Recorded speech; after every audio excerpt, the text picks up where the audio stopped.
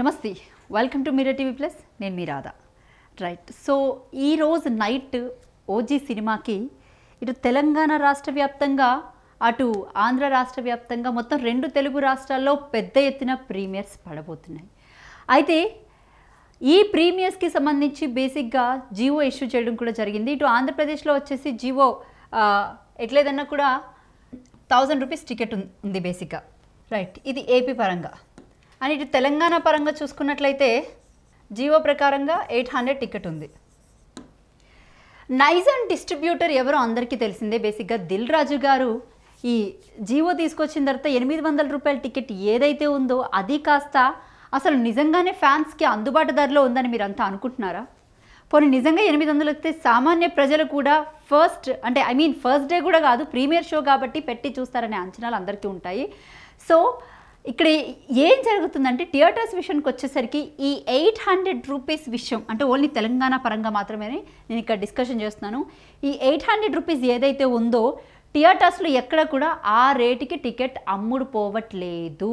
డిస్ట్రిబ్యూటర్స్కి సంబంధించినటువంటి వాళ్ళకి మాత్రమే, వాళ్ళ మనుషులకి మాత్రమే తప్ప మిగతా వాళ్ళందరికి కూడా సినిమా టికెట్ 2500 నుంచి 5000 వరకు తెలంగాణ రాష్ట్ర వ్యాప్తంగా నైజాం మొత్తం అంతా కూడా నైజాం డిస్ట్రిబ్యూటర్ ఎవరైతే ఉన్నారో ఆ థియేటర్స్ ఏవైతే ఉన్నాయో వాటి మీద బేసిక్గా టికెట్ ప్రైస్ ఇప్పుడు ప్రజెంట్ అఫీషియల్గానే 2500 నుంచి 5000 వరకు టికెట్ ప్రజెంట్ అమ్మకాల్లో ఉంది ఈ రోజు నైట్ పర్టికులర్గా. సో సామాన్య ప్రజల విషయానికి వస్తే కనుక అంత ప్రైస్ పెట్టి ఎవడన్నా సినిమా చూడగలుగుతాడా అసలు? ఫస్ట్. రెండోది ఏంటి, ఇక్కడ పవన్ కళ్యాణ్ ఫ్యాన్సే పెద్ద శత్రువులు. ఎందుకంటే ఈ హైప్ ఏదైతే ఉందో ఓవర్ హైప్నెస్ సినిమాకి హరిహర వీరమల్లు టైంలో కూడా ఇదే రకంగా పెద్ద ఎత్తున హైప్ ఇచ్చారు. సినిమా కాస్త ఏమైంది, అజ్ఞాతవాసి తర్వాత అంతకు మించి డిజాస్టర్ ఏదంటే హరిహర వీరమల్లు అని చెప్పచ్చు. రైట్, సినిమాలో అంటే మాటలు లేనప్పుడు ఇంత హైప్ ఇస్తుందా అంటే అది కూడా కాదు. సినిమా పరంగా చూసుకుంటే పవన్ కళ్యాణ్ అనే వ్యక్తి మీద సినిమా విషయంలో ఇటు పాలిటిక్స్ విషయంలో కూడా పక్కన పెడితే ఒక విపరీతమైన క్రేజ్ అనేది ఉంటుంది. అయితే ఫ్యాన్స్ ఆయన స్టైల్కి ఆయన మాటలకి బాగా ఇన్ఫ్లుయెన్స్ అయ్యి అసలు పవన్ కళ్యాణ్ ఒక దేవుళ్లాగా పూజిస్తారు. వాస్తవానికి చెప్పాలంటే పవన్ కళ్యాణ్ ఫ్యాన్స్, ఈవెన్ నేను కూడా పవన్ కళ్యాణ్ ఫ్యాన్నే ఒక విధంగా చెప్పాలంటే. బట్ అయినప్పటికీ కూడా సినిమా విషయానికి వచ్చేసరికి ఈ ఓవర్ హైప్నెస్ ఏదైతే ఉందో అది కాస్త సినిమా చూసిన తర్వాత డీలా పడితే ఏంటి పరిస్థితి, సినిమాలో మాటలు లేకపోతే ఏంటి పరిస్థితి? ఎందుకంటే మాటలు లేనప్పుడే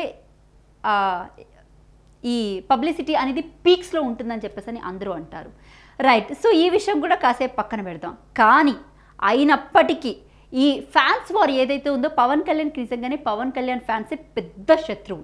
ఎందుకు అంటారా, నేను మీకు క్లియర్గా చెప్తా. ఇప్పుడు ఈ సినిమా విషయానికి వస్తే ఈ premiere show first day, second day, so 3 days ఖచ్చితంగా సినిమాని చూస్తారు. దాని తర్వాత ఇక్కడ సినిమా పరంగా వచ్చేసరికి పవన్ కళ్యాణ్ ఫ్యాన్స్ సినిమాకి ఫ్యాన్స్ అయినంత మాత్రాన సినిమా ఆడుతుందని అనుకోవద్దు.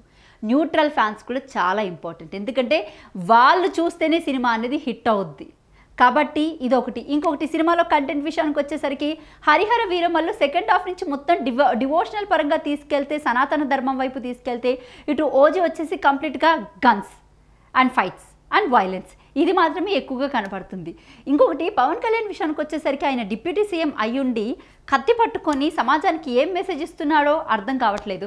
అయినప్పటికీ ఆయన మైండ్ గేమ్ ఏదైతే ఉందో ప్రీ రిలీజ్ ఈవెంట్ టైంలో నేను డిప్యూటీ సీఎం అయిపోయాను, సినిమాల పరంగా కత్తి పట్టుకున్నాను, కానీ యాజ్ ఎ పొలిటీషియన్గా కత్తి పట్టుకుంటే ఇది వర్కౌట్ కాదు అని చెప్పేసి ఆయనే బహిరంగంగా కూడా మాట్లాడడం కూడా జరిగింది. అంటే ఇక్కడ క్లియర్గా ఒకటి కనబడుతుంది ఏంటంటే, సినిమాకి సంబంధించి పెట్టుబడి ఎంత పెడతారో దాన్ని వసూలు చేసుకోవడం తప్పులేదు.